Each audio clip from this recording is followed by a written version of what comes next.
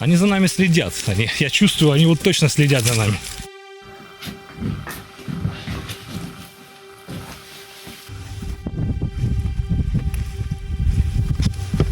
А куда мы сейчас приедем? Ну, куда-то мы едем. Куда-то, думаю, в Федоровское какое-то. Да-да-да, в Федоровское мы едем.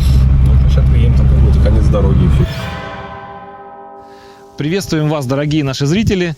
Это видео мы решили снять в качестве дополнения к недавно вышедшему фильму о храмах Старой Калужской дороги. Мы сейчас работаем над новым большим фильмом, но процесс этот очень долгий.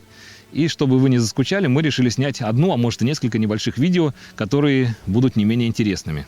Итак, погружая вас в процесс, скажу, что мы выбрали пару интересных храмов, которые к тому же находятся на небольшом расстоянии друг от друга. И начинаем мы с деревни Федоровская, рядом с городом Жуковым.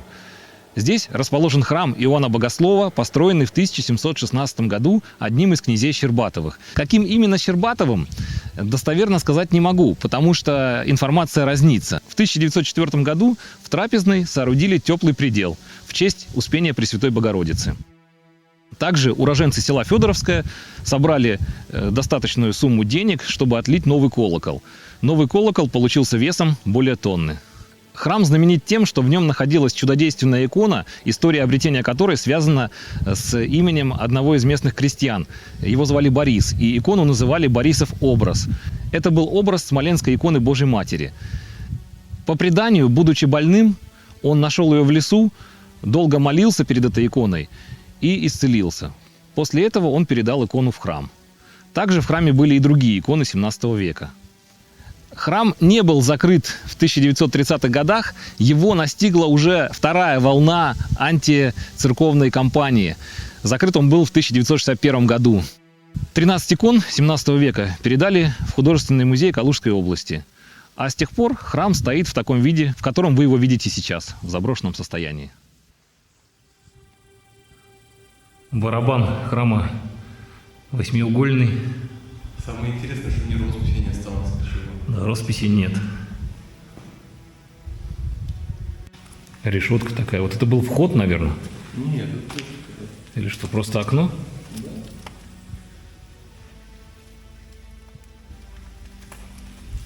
А вот это что получается? Это был алтарь? а вот так там внутри, а это иконостас, там выше деревянная часть. А, вот, да? Здесь стояли иконы.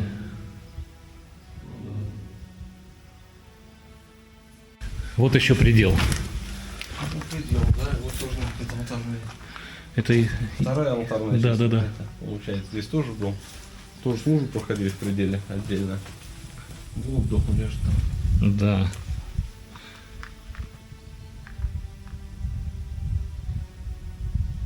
Слушай, я говорю, даже сохранность. Тут за 60 лет разграбили сильнее, чем до 120.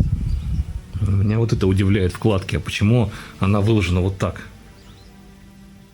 Просто ровным кирпичом. Арки не так должны были монтировать. Это как-то кустарно очень. Это странно. Или это просто был свод, а его потом вот так заложили тупо. Как-то вообще не по технологии. Здесь то же самое. Смотри, тоже доска просто. И никакой арки нет. И вся нагрузка идет на доску. Очень странная кладка.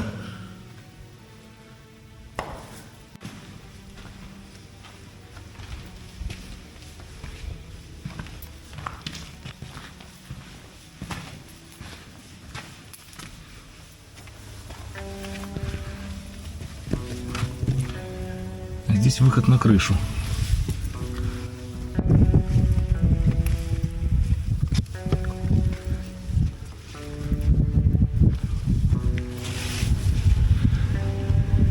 Наступать я сюда не буду.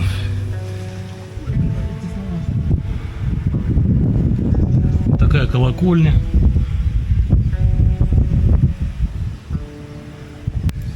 И вот крыша получается, да?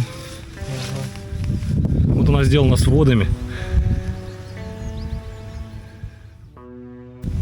Ну, а сам колокол, да, который местные отливали, собрали огромное количество денег. Вот интересно, где колокол, какая его судьба? Могли переплавить, да. Вот я тоже обратил внимание, что пристрой, какой-то был пристрой здесь. Видишь, что какой-то Как он перестраивал? как-то криво идет вот эта вот линия. Ну да. Уходит как-то в никуда куда-то там. Ну да. Пристроили, то есть сначала, видать, была колокольня построена и храм, а потом вот между храмом и колокольней их соединили вот эти вот промежутком, это трапезная. Видно, что вот часть колокольни, да, закрыта кладкой более новой.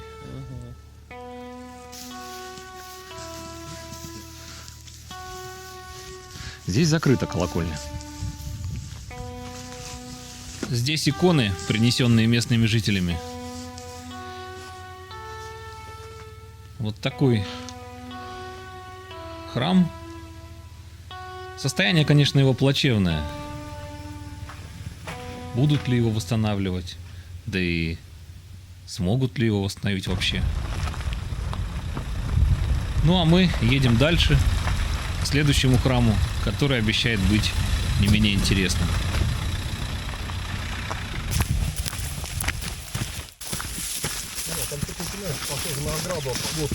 Что говоришь? Кладбище? А, ну да. Нечитаемо. Плохо. Ну, смотри, как это интересно. Сначала надгробие, он уже черное. 9 сентября 1902 года.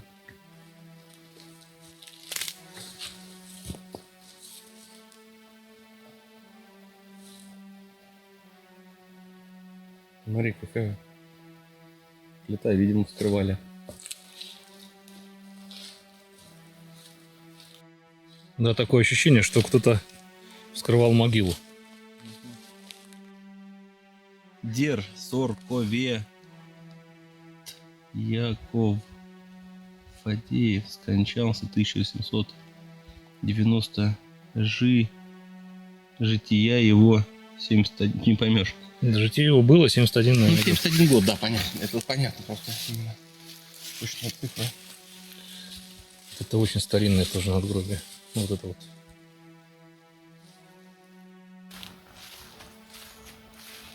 Здесь покойница Мария Афанасьевна Степанова. А вот и сам храм. Перед вами церковь Тихвинской иконы Божьей Матери, построенная в 1825 году взамен сгоревшей деревянной. Вы можете видеть характерный для классицизма выступающий портик с массивными колоннами и треугольным фронтоном. Церковь имела два предела – в честь Николая Чудотворца и Сергия Радонежского. Храм был закрыт в 1930-х годах, какое-то время использовался под хозяйственные нужды, как это было повсеместно тогда у нас в стране. Потом был заброшен. Вот в заброшенном состоянии он пребывает и до сих пор.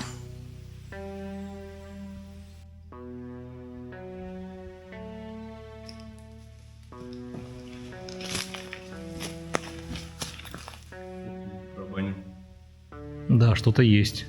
Да, ну это вот или Моисей, или я не знаю кто. Либо евангелисты.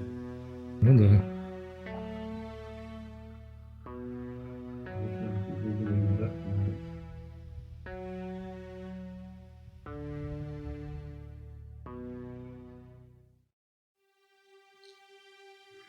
Смотри, это что, черные свечи? Черные свечи — это что? Кто-то, может, какие-то ритуалы проводил непонятные? Ну это свечи, да. Только непонятно, они черные или поменяли? Не, они черные. Разрушается храм. Ну, конечно. Вот там видно прям стена, вон, видишь, трещина по ней идет.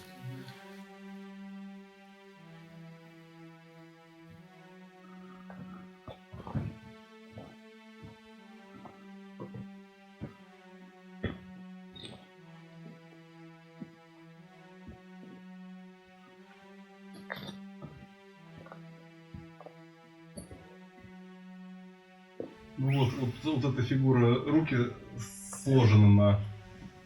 Так вот. Да, слева руки сложены. Да, похоже тоже на женщину. Может быть, это вера, надежда и любовь. Как раз таки, когда вчера был их праздник. Может быть, нет, не знаю. А вот сюда посмотри вправо, это не подъем на эту колокольню. Вот щель.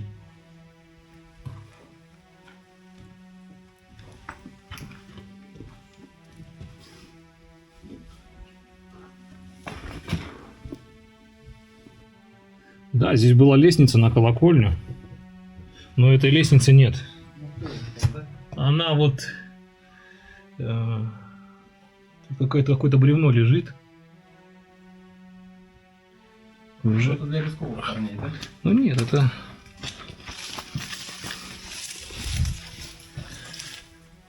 Чего себе. Вон там видна колокольня. Вверху.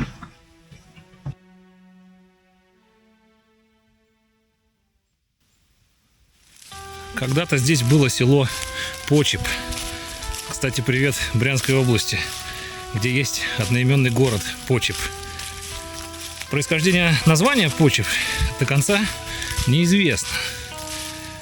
Существуют разные версии. Вообще, очевидно, что... Ну, наиболее очевидно, что чеп могло означать в современном понятии цеп или цепь. То есть почеп — это что-то типа по-современному зацеп, что ли. Соответственно, отсюда дальнейшие трактовки. То есть это что могло быть связано с цепью? Либо это что-то закрытое на цепь, либо это какая-то огороженная территория, либо это что-то подвешенное на цепи. Наконец, так могли называть виселицы. Есть еще версия, что почепом называли длинный шест у старых колодцев журавлей. Такая вот версия есть. Но, к сожалению, никто достоверно не знает. Возможно, здесь нужно проводить какие-то исследования, подключать сюда лингвистов. Вот такую вот церковь мы посмотрели и направляемся к следующей. Село было, кстати, вот там. Где-то вот там, в этом лесу и за ним. После Великой Отечественной войны село Почеп пропадает с карт. Возможно, его исчезновение связано как раз-таки с событиями этой войны.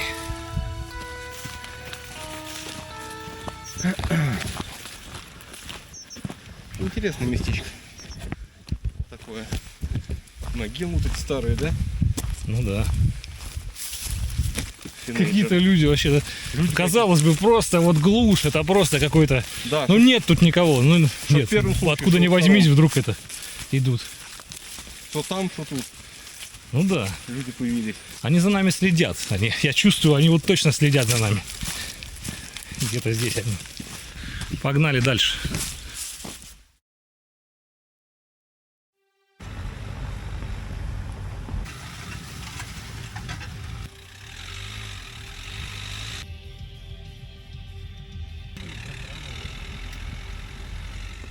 Мы находимся у Покровской церкви, построенной в 1790 году неким полковником Бегичевым. Что стало с храмом и почему он заброшен, достоверно неизвестно. Известно, что по преданию храм стоит на месте бывшего когда-то здесь княжего города. Что это за город и что это за князья, которые его основали, информации нет. Однако луг неподалеку от церкви назывался когда-то княжим лугом. А также на поле рядом с храмом было когда-то древнее городище. Зато есть информация о том, что 140 лет назад здесь на поле еще можно было найти следы земляных валов. А вот сохранились ли эти валы до наших дней, это большой вопрос. Наверное, надо будет запланировать сюда отдельную поездку, чтобы походить по полю, поискать эти сооружения. Село же называлось Покров, но какое-то время оно имело второе название – Полея, из-за того, что речка, которая здесь протекает, также называется Полея. Село исчезло очень давно, в начале прошлого века, еще до войны. С тех пор природа забирает свое. От деревянных домов быстро не осталось и следа, а церковь, из-за того, что, рискну предположить, была самым капитальным строением, стоит до сих пор.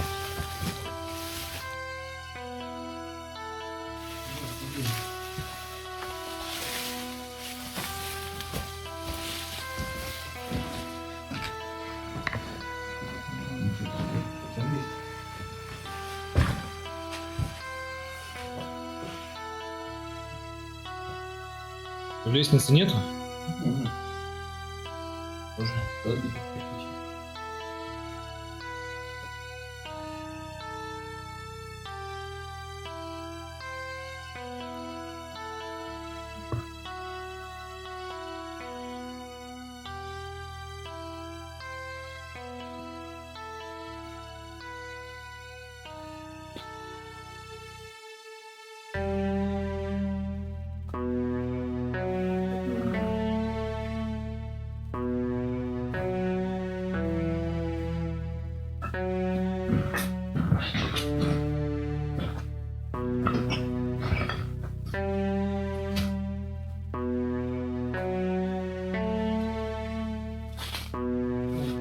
Посмотрим, светло, куда далеко там, видишь?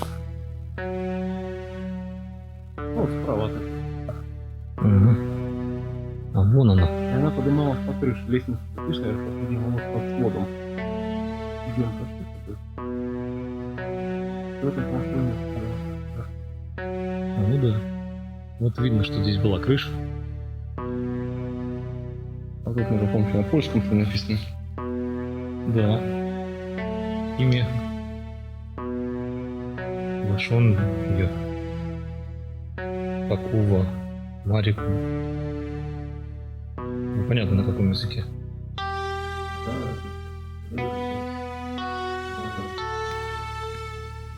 Такие огромные пауки здесь бегают. Пауки. Вон куча пауков побежала. Разбежались уже от света. Ну, такие маленькие, но с такими длинными лапами.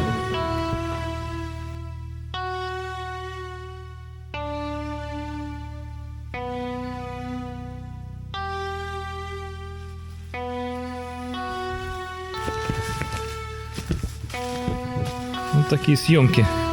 К сожалению, дождь внес коррективы в наш маршрут, и мы немножко припозднились, поэтому приходится снимать вот так в темноте с фонарями.